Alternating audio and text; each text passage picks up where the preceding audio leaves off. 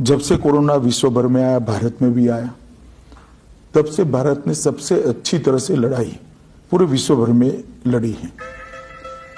मुझे तो किस चूहे की, किस डॉगी की और किस गधे की नजर लग गई है कि ये कोरोना ही नहीं जा रहा है। मैं इतना दिल रो रहा है कि मैं ऐसा क्या करूं जो कोरोना भाग जाए। साध्वी प्रज्ञा एक बार फिर से सुर्खियों में है। उन्होंने कोरोना को भगाने के लिए हनुमान चालीसा का पाठ करने का सुझाव जनता को दिया है। तो एक स्वर में गाया हुआ हनुमान चालीसा का पाठ निश्चित रूप से सिद्ध होगा और हम कोरोना से मुक्ति पाएंगे। भाजपा विधायक सुमन हरिप्रिया ने विधानसभा में कहा कि कोरोना वायरस पर अगर गोबर का प्रयोग किया जाए तो लाभ मिलेगा। पश्चिम बंगाल बीजेपी के प्रदेश अध्यक्ष घोष, उन्होंने एक बयान में कहा था कि गौमूत्र पीने से कोरोना वायरस सहित हर तरह के वायरस से लड़ने की शरीर की प्रतिरोधक क्षमता बढ़ती है। एक और इसी तरह की बात फैली कि गौमूत्र पीने से कोरोना ठीक होता है और बीजेपी के कार्यकर्ता ने जोरा बागान में तैनात एक सिपाही को जबरदस्ती गौमूत्र पिला दिया। ये साहब राजस्थान के सवाई माधोपुर से बीजेपी के मेंबर पार्लियामेंट है। जनाब ने कोरोना को लेकर कई बड़े बड़े दावे किए थे। कहा था शंख बजाने से कोरोना नहीं होता, कहा था शरीर पर मिट्टी लगाने से कोरोना नहीं होता, कहा था आग जलाकर उसके बीच में बैठने से कोरोना नहीं होता। लेकिन इन जनाब की हर तदबीर बेकार हो गई जब ये सब करने के बावजूद वो खुद कोरोना पॉजिटिव हो गए। यहाँ पे उनको कोरोना हो गया। Feeling so sad. मैं तो बहुत सैड हूँ, मैं बहुत टेंशन में हूँ। ये सब इमेजिनरी सिचुएशंस, इमेजिनरी बातें, इमेजिनरी पैनिक, इन सब के अंदर आप अपने आप को मत उलझाइए। पैनिक हो, इस प्रकार की कोई बात नहीं। पैनिक मत हो, कोरोना के ठेंगा दिखाओ। वाह, हम क्या करें, मुझे कुछ समझ में नहीं आ रहा। कोरोना कब भागेगा? 10-15 दिन में ये आफत शांत हो जाए। 10-15 दिन में ये आफत शांत हो जाए।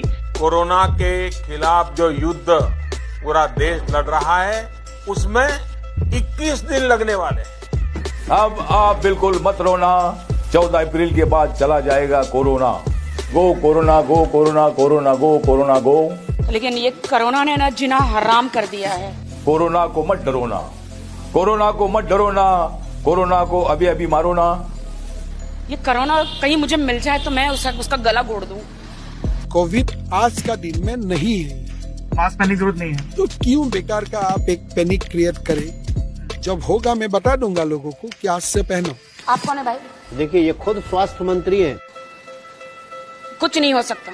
तो इंदौर से इस वक्त एक बड़ी खबर निकल के आ रही है, जहां पर मंत्री नरोत्तम मिश्र का मास्क पर बयान है कि मैं कहीं नहीं पहनता मास्क। मैं सबको यहाँ पे पकड़ पकड़ के बोलती मास्क पहनने के लिए। मास्क है, पहले मास्क पहन। किसी कार्यक्रम में नहीं पहनता मैं, इसमें क्या होता है? क्यों विशेष नहीं पहनता नहीं हूँ मैं।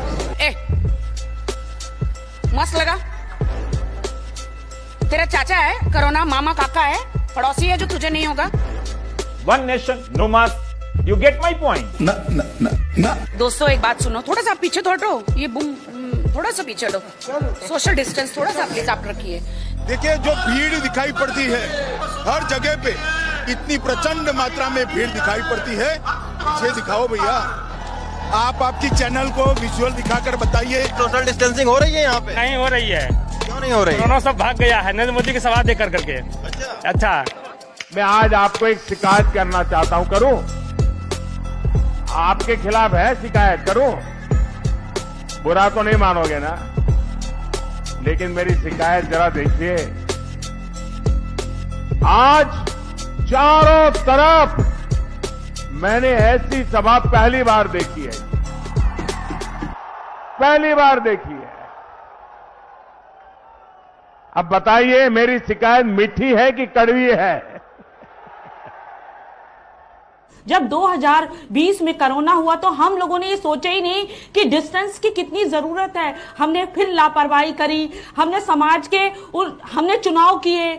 हम क्या चुनाव कर रहे हैं, हम क्या हम गंगा स्नान कर रहे हैं, ये सारे कारण भी तो हम एक तरफ कह रहे हैं कि डिस्टेंस होना चाहिए, दूसरी तरफ हम चुनाव कर रहे हैं। अरे जब देश में हम अच्छे होंगे तो चुनाव भी होंगे, हम नहीं होंगे ये शमशान बन जाएगी, तो कौन चुनाव का फायदा लेगा। जब हमें पता था, गवर्नमेंट को पता था कि हाँ ये महामारी है, तो हम उस पर क्यों नहीं ध्यान दिए। गवर्नमेंट आज रैली कर रही है, सब अपने अपने राजनीतियां कर रही हैं, लेकिन यहाँ पे एक्चुअल लोग तो मर रहे हैं ना, उससे तो कुछ नहीं हुआ ना। वो तो मर रहा है, वो तो जा रहा है अपने जान से।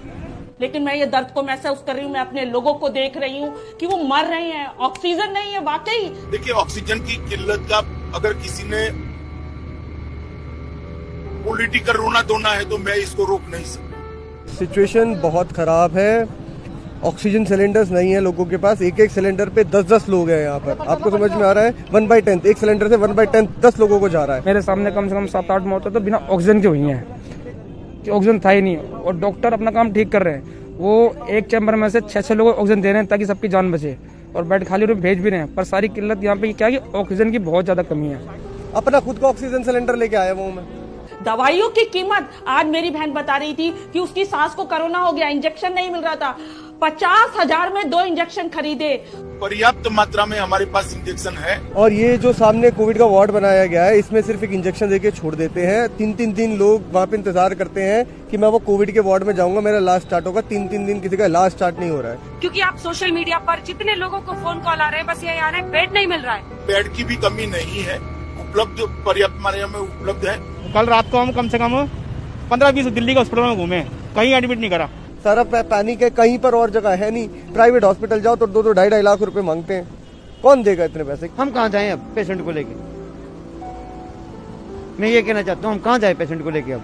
कहीं ऑक्सीजन सिलेंडर नहीं है तो कहीं बेड नहीं है। लोग इस हॉस्पिटल से उस हॉस्पिटल की तरफ भाग रहे हैं। इंफ्रास्ट्रक्चर की जो कमी है वो साफ देखने को मिल रही है। आज इंफ्रास्ट्रक्चर की बहुत कमी नहीं महसूस होती है। टोटल चीज कोलैप्स हो चुकी है सर। और देश के प्रधानमंत्री ने कोई भी पहलू ऐसा नहीं छोड़ा है जिससे इस जंग में कोई भी जगह हारने की रह जाए। क्यों चुनाव कराए, क्यों गंगा स्नान कराए? ये तो मैं सरकार से भी इस बात पे, मुझे चाहे कोई भाजपा की प्रवक्ता से निकाल दिया जाए, निकाल दे। मैं भाजपा में बाद हूँ, भाजपा की प्रवक्ता बाद में हूँ। मैं समाज की लड़की हूँ, समाज की महिला हूँ, समाज की नागरिक हूँ। दीदी, ओ दीदी,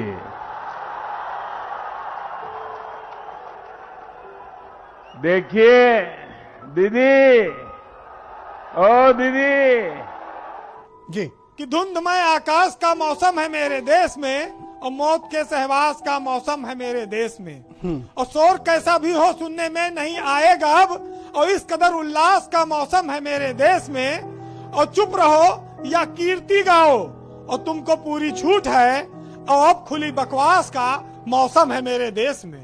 मैं मोदी जी को ब्रह्मा विष्णु महेश कहूंगी, बिकॉज़ ही रॉक्स। 20 साल तक उनको कोई हिला नहीं सकता, उनके सिंहासन को।